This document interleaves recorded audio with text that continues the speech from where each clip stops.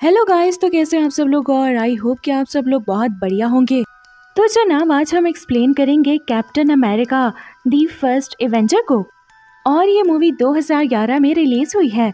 इस कहानी के शुरू में दिखाया जाता है कि आर्टिक की बर्फीली चट्टानों के बीच में वैज्ञानिकों को एक बहुत पुराना एयरक्राफ्ट मिलता है। और जब वो उसके अंदर जाते हैं तो वो देखते हैं कि वहाँ कैप्टन अमेरिका का शील्ड होता है। और यहाँ से कहानी जाती है 1942 में, जहाँ एडोल्फ हिटलर का खास आदमी जिसका नाम जोहान है। जोहान एडोल्फ हिटलर के लिए हथियार बनाता है। साथ ही वो हिड्रा टेररिस्ट ऑर्गेनाइजेशन का कमांडर होता है। वो अपने लोगों के साथ चर्च में जाता है जहाँ वो कोई खास चीज ढूंढ रहा है। जोहान को हिस्ट्री के बारे में बहुत ज्यादा मालूमात होती है। यह जो चीज वो ढूंढ रहा होता है उसे मिल जाती है, लेकिन जल्द ही वो समझ आता है कि वो नकली है। इसके बाद वो चर्च के फादर से इस बारे में पूछता है। फादर कहते हैं कि जिस चीज को तुम पाना चाहते हो उसके तुम लायक नहीं हो, ना ही तुम उसकी पावर को कंट्रोल कर सकते हो और ना ही तुम्हारे इरादे नेक हैं। जोहान चारों तरफ देखता है, तभी उसे दीवार पर एक बटन दिखता है। उस बटन को दबाने से एक बॉक्स बाहर निकलता है। जब वो उस बॉक्स को खोलता है तो उसमें से एक नीली रंग की रोशनी निकलती है। दरअसल इसमें टेसरेट है। ये एक ऐसी चीज है जिसके अंदर शक्तियाँ होती हैं। वो फादर को मारकर वो टेसरेट लेकर निकल जाता है। कहानी यहाँ से एक साल आगे बढ़ती है। ईयर 1943 में यहाँ एक स्टीव रॉजर्स नाम का एक लड़के को दिखाया जाता है, जो सेना में भर्ती होकर देश के लिए कुछ करना चाहता है। दूसरी तरफ जंग का माहौल होता है, लेकिन जितनी बार वो ज्वाइन करने की कोशिश करता है हर दफा उसे रिजेक्ट कर दिया जाता है। लेकिन इस बार उसकी किस्मत उसका साथ दे देती है और डॉक्टर इब्राहिम उसे मेडिकल में पास कर देते हैं। ट्रेनिंग के दौरान स्टीव अपनी मेडिकल प्रॉब्लम की वजह से हर एक्टिविटी में पीछे रह जाता है। एक बार सारे जवान रनिंग करते हुए बहुत दूर जाते हैं। वहाँ पर एक पोल पे एक झंडा होता है। सबको बताया जाता है कि आधे रास्ते तक हम आ चुके हैं।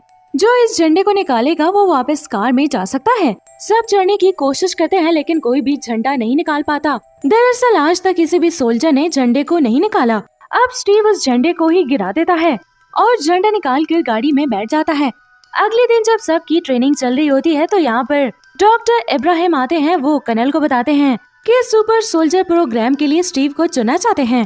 अब कहीं ना कहीं सबको यकीन हो जाता है कि इस प्रोग्राम के लिए स्टीव सबसे ही अच्छा है। दूसरी तरफ जोहान को दिखाया जाता है, जो अपने वैज्ञानिक के साथ एक्सपेरिमेंट कर रहा होता है, जिसने एक मशीन बनाई है।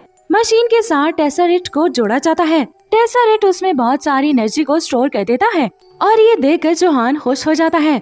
वो कहता है कि इस एनर्जी से हम कई दिनों तक अपने जहाजों को एनर्जी दे सकते हैं और अब जंग का नक्शा पूरी तरह से बदल जाएगा। वहीं दूसरी तरफ पैगी कार्टर, जो स्टीव से सीनियर है, वो उसे ब्रोकली ले जाती है जहाँ डॉक्टर इब्राहिम होते हैं। वहाँ पर अब सोल्जर प्रोग्राम अब शुरू होने वाला है।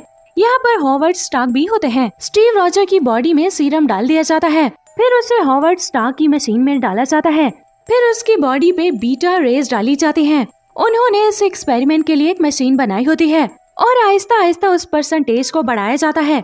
जब वो 70% में पहुंच जाता है तो मशीन से चिंगारियां निकलना शुरू हो जाती हैं। इसके बाद हॉवर्ड स्टार्क मशीन को 100% तक ले जाते हैं। कुछ देर बाद मशीन ऑटोमेटिकली बंद हो जाती है और जब उस चैम्बर को खोला जाता है जिसके अंदर स्टीव था, वो पूरी तरह से बदल चुका होता है। उसकी सारी बीमारियां ठीक हो चुकी होती हैं। पहले वो दुबला पतला सा लड़का था, यानी इनके सीरम का जो एक्सपेरिमेंट था सुपर सोल्जर बनाने का, वो पूरी तरह से कामयाब हुआ। अब उसकी बॉडी पूरी तरह ट्रांसफॉर्म हो चुकी होती है, इसीलिए यहाँ पर सब बहुत खुश होते हैं।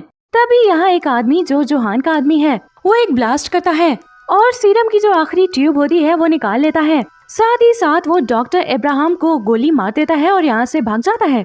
स्टीव रॉजर के आगे डॉक्टर इब्राहिम की मौत हो जाती है। इसके बाद स्टीव उसका पीछा करता है। जहाँ उसे पहले भागने में तकलीफ होती थी, अब तो गाड़ी से भी तेज भागता है और किसी तरह उस आदमी तक पहुँच जाता है। सीरम की आखिरी शीशी जो होती है वो टूट जाती है। स्टीव उसे पूछने की कोशिश करता है, मगर वो साइनाइड खा लेता है और मरने से पहले कहता है कि जे हेड्रा। दोस्तों, हेड्रा हिटलर का वो टेररिस्ट ग्रुप है जिसका कमांडर जोहान है। अब वहीं पर जोहान को दिखाया जाता है, जिसने टेसरेट की मदद से बहुत खतरनाक हथियार बना लिए होते हैं और यहाँ पे वो हिटलर के खास आदमियों को मार देता है, क्योंकि वो खुद हेड्रा का लीडर बनना चाहता है। स्टीव ने जिस तरह बहादुरी से सड़कों पर भागते हुए जोहान के आदमी को पकड़ा था, इससे वो पब्लिक में बहुत मशहूर हो गया था और उसकी न्यूज़पेपर में फोटो भी छपती है। इसीलिए उसका सीनियर कहता है कि अगर तुम जंग में अपने सिपाहियों की और अपने देश की मदद करना चाहते हो तो इसका एक तरीका है। और अब हमें दिखाया जाता है कि स्टीव को कैप्टन अमेरिका की ड्रेस पहनाकर अलग अलग शहरों के शोज में भेजा जाता है। वो पब्लिक से अपील करता है कि वो बॉन्ड्स खरीदें ताकि सरकार के पास पैसा आए। लेकिन स्टीव रॉजर को ये काम बिल्कुल भी पसंद नहीं होता। अब शो के बाद उसके पास पैगी कार्टर आती है। पैगी कार्टर से उसे पता चलता है कि उसका दोस्त बकी जिस बटालियन में था उस बटालियन को हाइड्रा ऑर्गेनाइजेशन के ऊपर हमला करने के लिए भेजा था, लेकिन सारी बटालियन मारी गई और जो लोग बचे थे उन्हें हाइड्रा ने बंदी बना लिया है। स्टीव अपने सीनियर के पास जाता है। उसका सीनियर कहता है कि हम उस जगह पर हमला नहीं कर सकते क्योंकि वहाँ बहुत भारी दुश्मनों की किलाबंदी है। अगर हमने सिपाहियों को भेजा तो हम अपने कई सिपाहियों को खो देंगे। लेकिन स्टीव अपने दोस्त बकी को बचाना चाहता है। वो पैगी कार्टर की मदद से प्लेन से उस जगह की तरफ निकल पड़ता है। वो प्लेन से कूदकर वहाँ पहुँच जाता है। ये हेड्रा की एक लैब होती है जहाँ हेड्रा के बहुत खतरनाक हथियार होते हैं जो सब टेसरेट की एनर्जी से चलते हैं। कैप्टन अमेरिका यानी कि स्टीव अपने सब साथियों को छुड़ा देता है और सबको यहाँ से निकलने के लिए कहता है और खुद वो अपने दोस्त बकी को ढूंढने के लिए निकल जाता है। तभी उसके सामने जोहान आ जाता है और अपने चेहरे से अपना मास्क उतारता है। जब वो अपना मास्क उतारता है तो उसका चेहरा लाल रंग का हड्डी का ढांचा होता है और इसका नाम होता है रेड स्कल। दरअसल दोस्तों वो पहले डॉक्टर इब्राहिम के साथ काम किया करता था।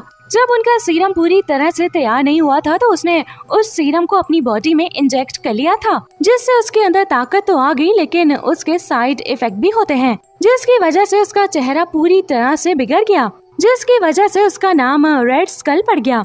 स्टीव अपने दोस्त बकी को वहाँ से निकाल लेता है और जितने भी उसके सोल्जर साथी होते हैं उन सबको यहाँ से छुड़वा कर वापस अपनी छावनी में ले जाता है, जहाँ पे कर्नल उसके इस काम से बहुत खुश होते हैं। स्टीव रॉजर पैगी कार्टर को बताता है कि जब मैं हाइड्रा के अड्डे पे गया था तो मैंने वहाँ नक्शे में कुछ निशान देखे थे और मुझे पूरा यकीन है कि ये वही जगह है जहाँ पर हाइड्रा के हथियार बनते हैं। मैं उन सब पर हमला करना चाहता हूँ। वो दोबारा कर्नल के पास जाता है और कहता है कि मैं उस टीम के साथ वापस उस जगह पर जाना चाहता हूँ जिन लोगों को मैं अपने साथ छुड़वा कर लाया हूँ। इसके बाद वो हॉवर्ड स्टार के पास जाता है। हॉवर्ड स्टार बताता है कि मैंने तुम्हारे लिए कुछ शील्ड बनाई है, लेकिन कैप्टन अमेरिका को यहाँ पर एक और शील्ड दिखती है और वो उसके बारे में पूछता है।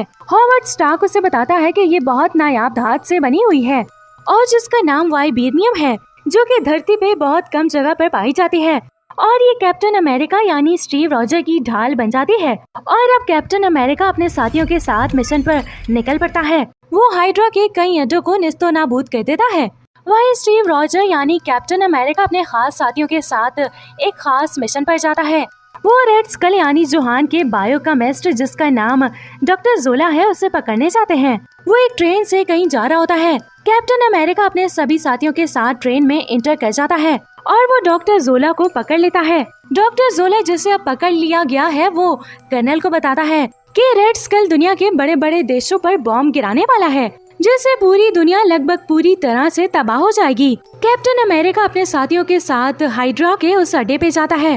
अब रेड स्कल और कैप्टन अमेरिका के बीच में खतरनाक किस्म की लड़ाई होती है। इसी लड़ाई के बीच कैप्टन अमेरिका अपना शील्ड रेड स्कल की तरफ फेंकता है। वो उस मशीन से टकराता है जिसके अंदर टेसरेट होता है। टेसरेट बाहर आ जाता है।